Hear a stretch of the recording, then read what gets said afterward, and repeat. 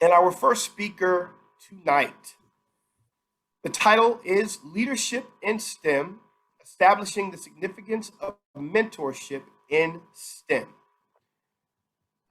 And in this speech, Khushee Doshi intends to establish the significance of a dynamic mentor and protege relationship within the field of STEM. She will be providing a vivid account of how her experience of having a mentor during the onset of her undergraduate years enabled her to propel herself within the field of STEM.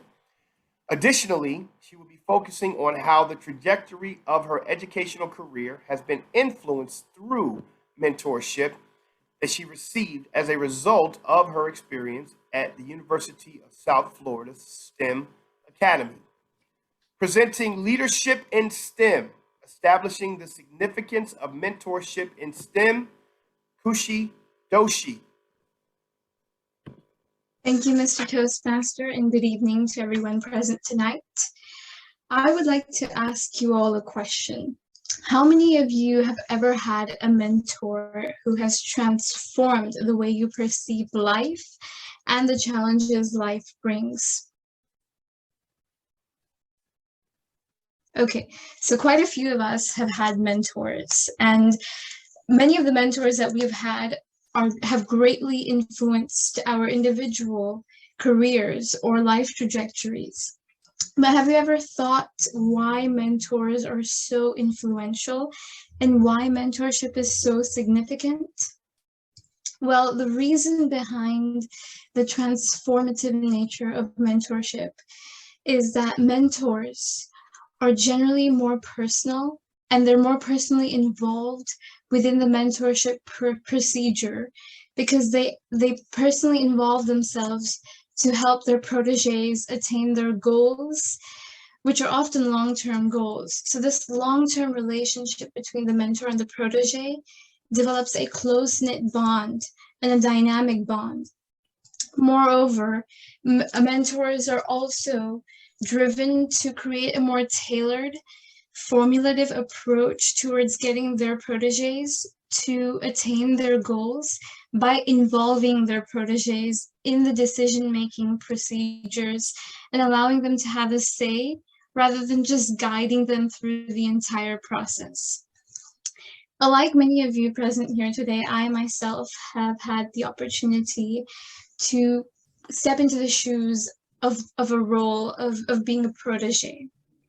And being a protege has only allowed me to remold myself for good and for a way that transforms me to be the best version of myself.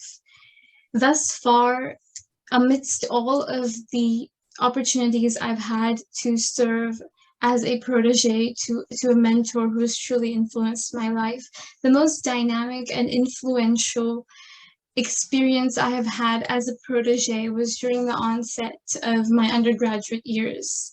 In 2019, I was accepted into a week-long intensive research and mentorship program that was conducted by the University of South Florida in affiliation with the Howard Hughes Medical Institute. And the program was called STEM Academy. The STEM Academy was truly transformative because as 17 and 18-year-old undergraduates, my peers as well, going into the field of STEM at such a young age can be very intimidating due to the ever-rising expectations, competition, as well as the opportunities and the rigor that is involved and associated with the field of STEM. And prior to experiencing the mentorship that I received as a part of being the STEM Academy, I would often doubt myself, and I would often, think within myself that am I capable enough? Do my abilities translate? Will they allow me to translate into having a successful career within the STEM? Because I always aspired of being a physician, and I continue to do so. But when I traversed through the journey of being a protege with STEM Academy for just 1 week, can you imagine? It was just 1 week But that week was so transformative that it allowed me to completely transform and metamorphosize my perception towards the field of STEM, and it allowed me to be more convicted in my abilities, and it just instilled within me an ardent passion towards pursuing the goal I wanted to as a physician. There was a mentor within STEM Academy, and I continue to consider him to be my eternal mentor, and his name is Dr. Pollins. He was the one who initiated STEM Academy at USF, and when I first stepped into that meeting on the first day, he handed every single person accepted to that academy a book that he wrote himself, and that book was titled "The Path is Not Always Linear." This just struck me because I had always thought that you would go to college, then you would go to medical school, and then you would get research opportunities, you would do your specialization, your residency, etc. And then finally you would be a physician, you would practice, and that's how your trajectory, your career trajectory would go. But what he taught us and what that book taught us was that it's not always linear. Life has ups and downs, and so does your career and your educational aspirations. He affirmed that it was okay when a path would not go linear, when you would have to deviate in times where you needed a break, or you needed something that would reignite your passion for the career that you are pursuing. He was the true influencer in my life who kept that vision and that aspiration towards the field of medicine within me. He reinstilled the ardent passion I had for medicine during that first week, just that 1 week of mentorship. And during the program that lasted a week, he created an environment that facilitated the students to connect with professors, professionals, as well as PhD students, who would allow us to explore the intricacies within the field of STEM, the sciences, and medicine. And this way we got to create connections, because in today's world, there's nothing more valuable than developing efficient and life-lasting connections that will help you grow as an individual within whatever field that you're trying to propel into. And when I look back at whatever my life has taken off and propelled into after my 1 week long mentorship, which was so enriching, because when I look at it, I can draw lines with everything that I have done beyond that experience. I developed a passion very early on for medicine. And when I got that mentorship, he always taught us the value of integrating yourself within the field to truly understand whether that is right for you. And I took those words to my head and to my mind, and through that, through the shadowing opportunities, through the internship opportunities that I have participated in, as well as the research I have done at Moffitt, it has transformed me into an individual who is eternally passionate. And before I end, I would like to say, please find yourself a mentor who can allow you to cherish your goal a little bit more and keep that fuel within you going. Thank you. Doshi, let me see, where are you? Let me see, there you are. Hi, Khushee.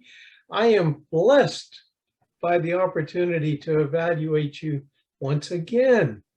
And it was an opportunity to hear you and not be disappointed by your capacity and ability to deliver a well-prepared and thoughtful presentation. The project today was to explore mentoring and to define it, then to bring a personal example to the project and the importance of mentoring. This you did with a great deal of flair. The most important thing when I hear you speak, the most important attribute that you come to us with is extraordinary diction. Your diction is absolutely perfect, and it is wonderful to hear it. It is wonderful to be able to hear and understand every single word you said. In addition to diction, you also use interesting language. Your choice of words tonight was extraordinarily well done, and since we don't have a grammarian tonight, I would point out that you traversed through the 1-week STEM